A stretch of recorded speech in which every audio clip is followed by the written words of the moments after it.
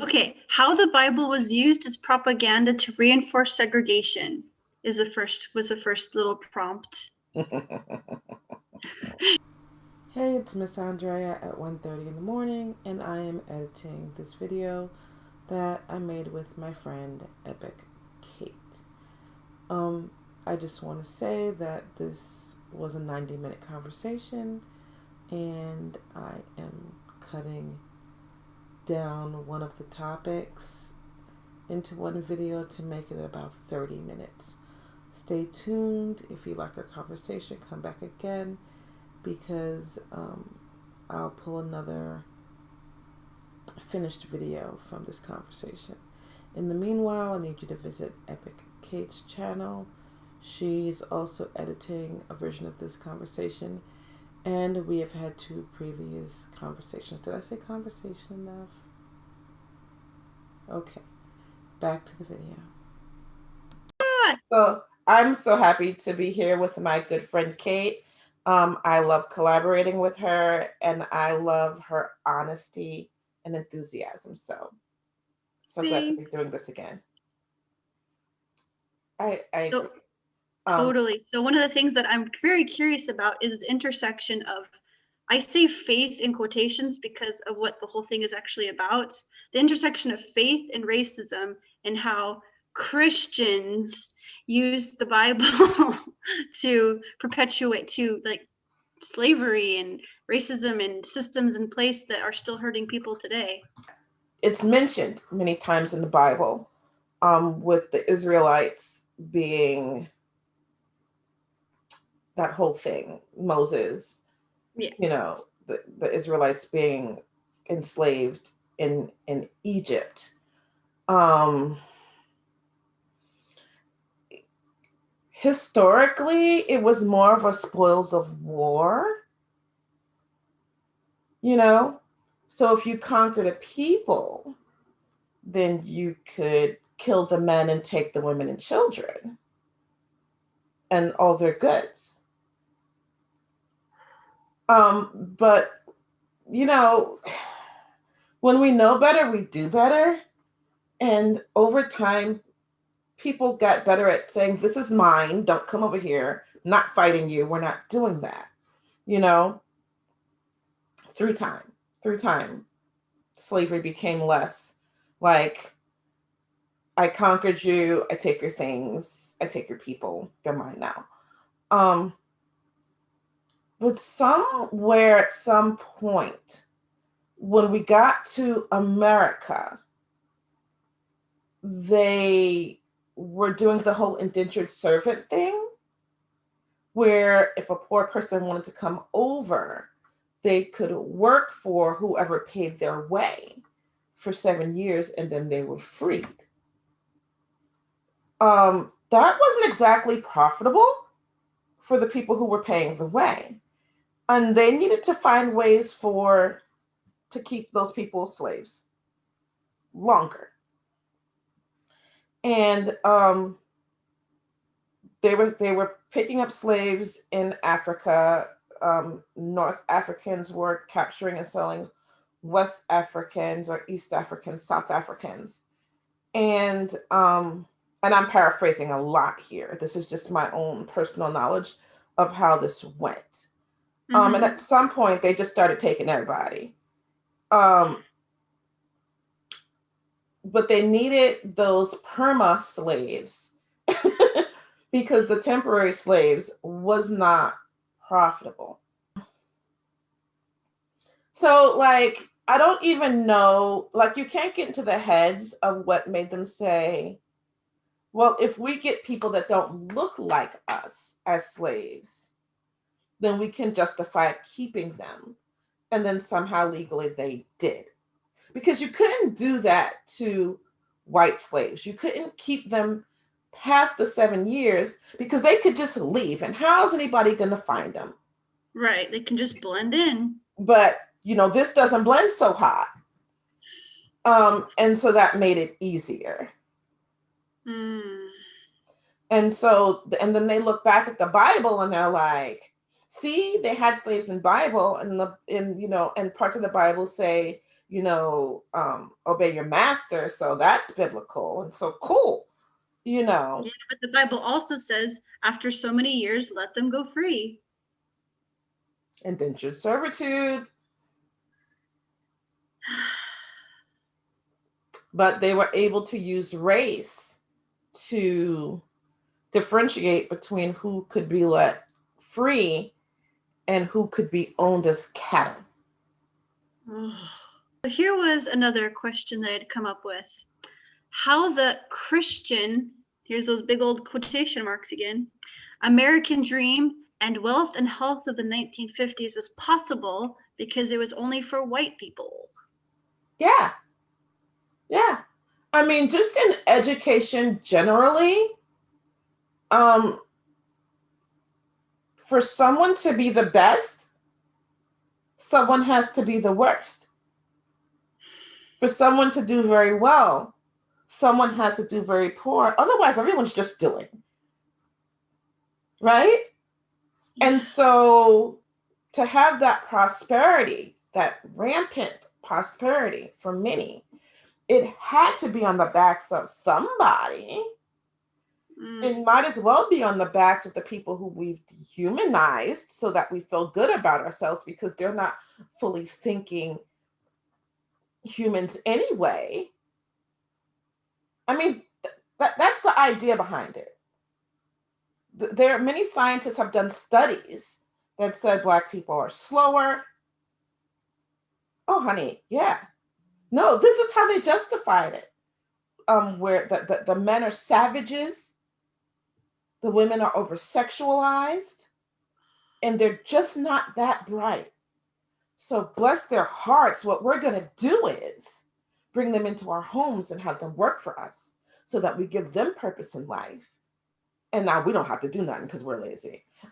Yeah, because I've been watching these documentaries and things of these Christian pastors and upstanding people in society being so horrible and like, no, N-words aren't allowed in our churches and in our places.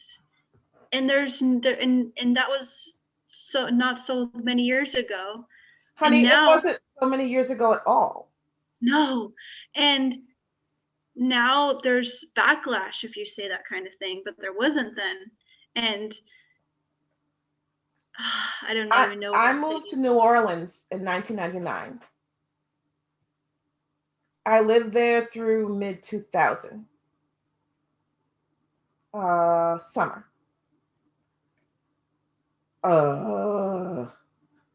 Didn't go to church went to church 3 times the whole time I was there. Because if you walked into a white church, they would stop you at the door and say, "Oh, our sister church is down the street." Their sister church was the Black church of the same denomination. Yes, ma'am. And if you walked into a Black church, you didn't see a white face anywhere. And that's not how I was raised, and that's not how I was going to hang out, because there's nothing Christian about that. So the right people exist. You just have to ask yourself, am I willing to lose a third of my church easy? For That's a the long problem. term, for long.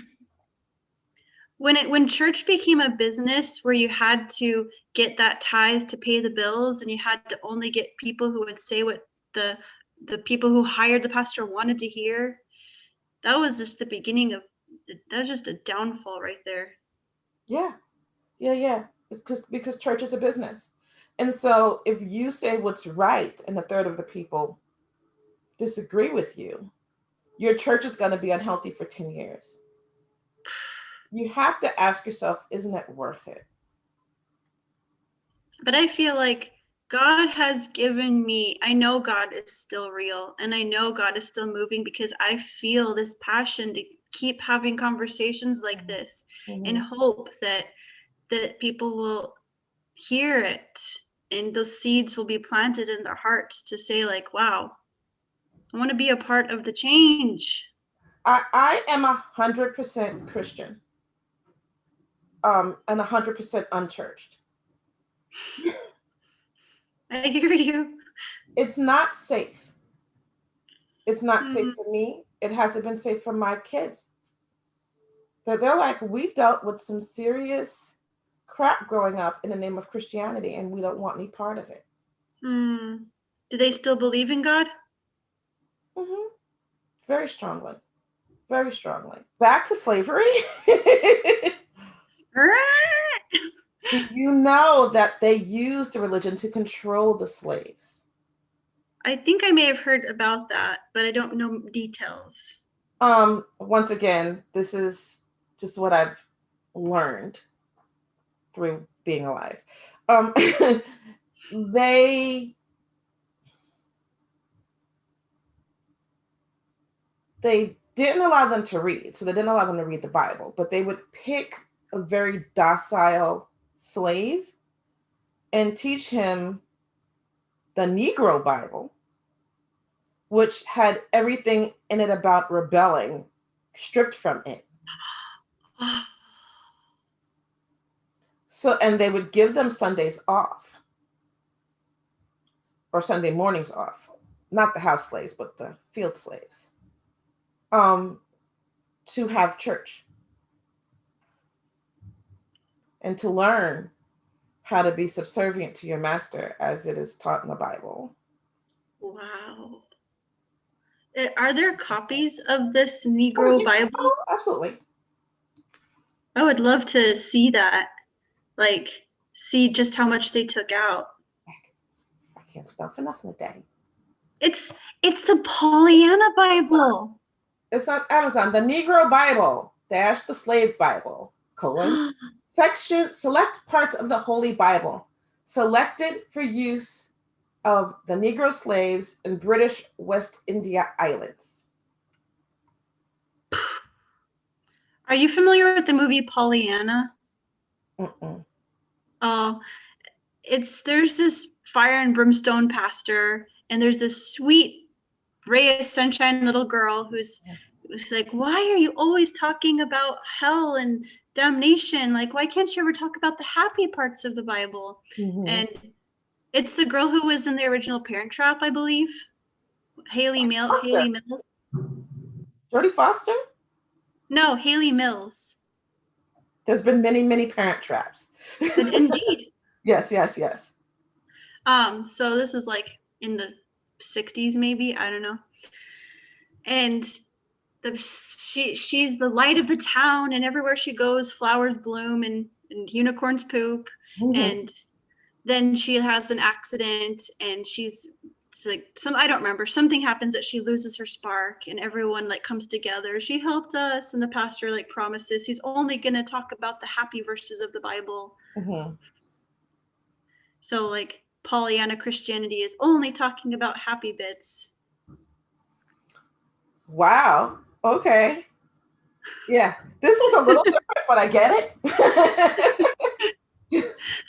But it's like to only talk about docile parts. Like there's a curse in the book of Revelations. It talks, if anybody adds or takes anything away from this. That's the last thing it says in the back. Where's my Bible? I got like 3 of them on a shelf behind me somewhere. That must be I've read side of the room. I've read Revelations more than any other book because, I was taught dispensationalism. And so I was like, want to be rapture ready, not be left behind, blah, blah, blah. Mm-hmm. I do not believe in the rapture anymore. And I think a lot of the things, it's not just I think, a lot of the things in the Bible were written for that very specific audience, especially Revelations. A lot of the Bible is used to keep people loyal and in check. Yep. Propaganda, baby. Huh? Propaganda. Let me read this to you. Okay. The Anglican Church, along with slave owners in the British West Indies and United States, conspired to alter the Holy Bible for the purpose of converting slaves to the Christian faith while taking from them all hope of personal freedom found in the Bible. The fact that the Christian faith a religion 1/3 of the world relied on to bring comfort, spiritual rest, peace, and salvation, was the narrative being controlled, makes the slave Bible the ultimate propaganda tool and the greatest lie ever told. It's education of the Negro. So we should also look into that. When you control a man's thinking, you don't have to worry about his actions. Man, I wish I could just order all these books in it, which is why we weren't allowed to read, because we could get our hands on the real Bible. Weren't meant for us. And that's why education is so important to me. Yeah, especially totally. Education of young Black men, because they're often pushed to go into the workforce. They're often told, you're not college ready. And I'm not saying trades are bad. Trades are great. But I feel like everyone should have a taste of higher education and then decide. Which means we need to undumb down our high schools, because high school used to be far more stringent. And they took that away and moved a lot of that learning to the first 2 years of college. Wow. That's interesting. Because college used to be where you went to specialize, and now you have to spend 2 years doing, that standard crap. That you should have learned in high school. Which is why a lot of the really smarter kids do the AP stuff, because then they can test out of that. Right. Here, I thought back to something about our conversation. With the Bible hidden from slaves, like, when did it start getting better? When did people start being allowed to read and actually know what the Bible actually had to say? Like, how did the faith of the Black person get to a healthier place? There were a few slaves who were taught to read. Oh gosh, who's the guy that was friends with Lincoln? Dang it, Frederick Douglass.